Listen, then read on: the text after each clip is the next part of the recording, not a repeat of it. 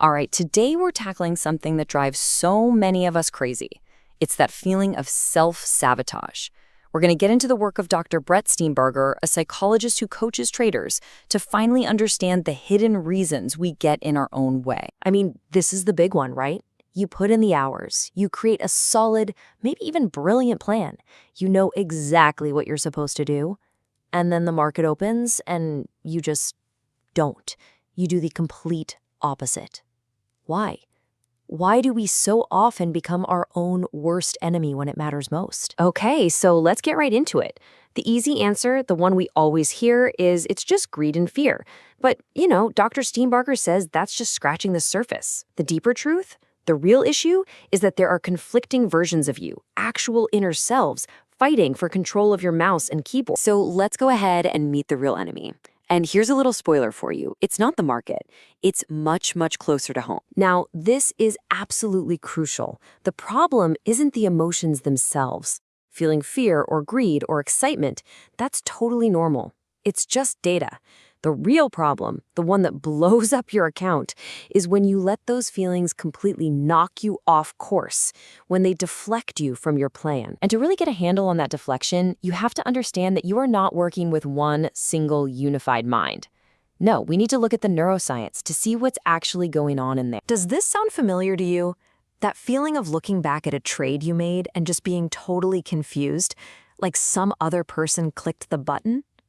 Well, according to Dr. Steenbarger, that's because in a very real way, another person did. And this isn't some disorder, okay? This is just how our brains are built. Dr. Steenbarger calls it the vertical split. So don't think of your mind as one CEO in charge. Think of it more like a boardroom committee with different people all shouting their opinions at once. Having these multiple eyes isn't a bug. It's a feature we need to learn to manage. So let's break down this committee into its two main players. On one side, you've got mind number one, the planner. That's your left brain, logical, analytical self. It's the part of you that does the research, builds the spreadsheets, and knows what things are. But it's in a constant battle with mind number two, the reactor. That's your right brain, emotional, impulsive self. It doesn't care about the facts so much as it perceives what's important right now. It feels the thrill of the chase or the panic of the drop. And you can see this war between these two minds playing out all over the place. Think about the physician trader from the book. His planner mind created this brilliant, systematic strategy. But when real money was on the line, his reactor mind took over and made these huge, emotional bets. Or Phil, the addicted trader. His planner self traded small and by the rules, but his reactor self got hooked, ignored the stops, and just chased the highs. And look, we can all relate, can't we? Our planner creates a disciplined plan, but our reactor just wants to break the rules. So if this internal battle is just part of being human, what are we supposed to do about it?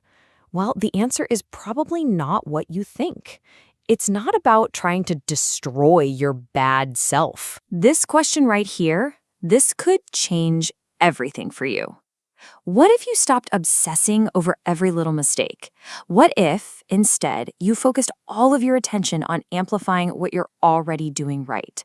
What if you decided to study your own success? This is the absolute core of what's called a solution-focused approach. Instead of digging through your failures, you obsessively study the exceptions. Those times, however rare they might feel, when you actually followed your plan, when you acted from your best self. The blueprint for your success isn't in your weaknesses, it's hidden inside your strengths. And this gives us a really simple 3-step method.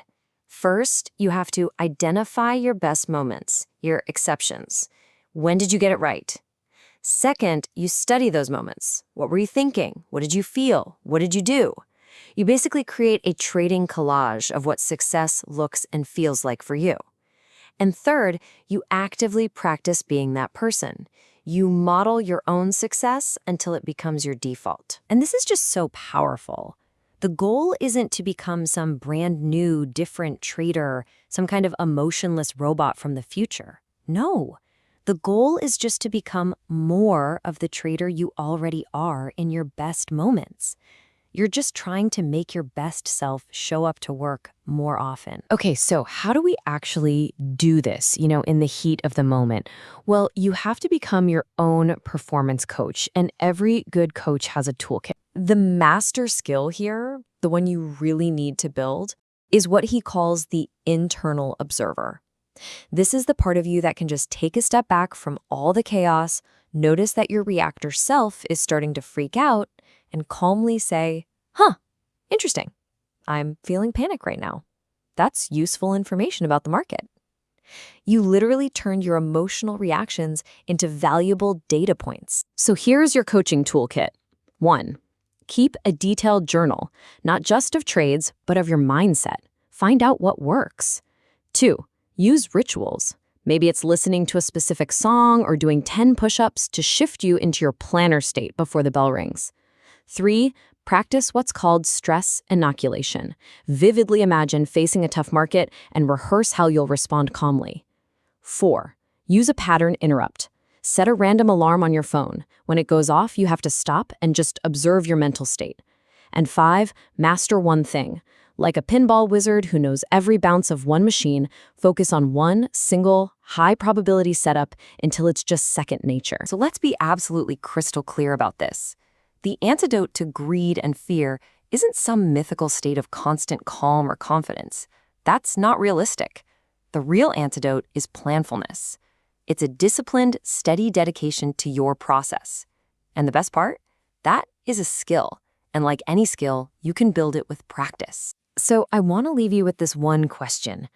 For just a minute, forget all the mistakes. Look for the proof of your own competence. What's the one successful pattern, the one thing you already do well, that you can decide to build on starting today? Because that is the first real step on the path to mastering the trader in the mirror.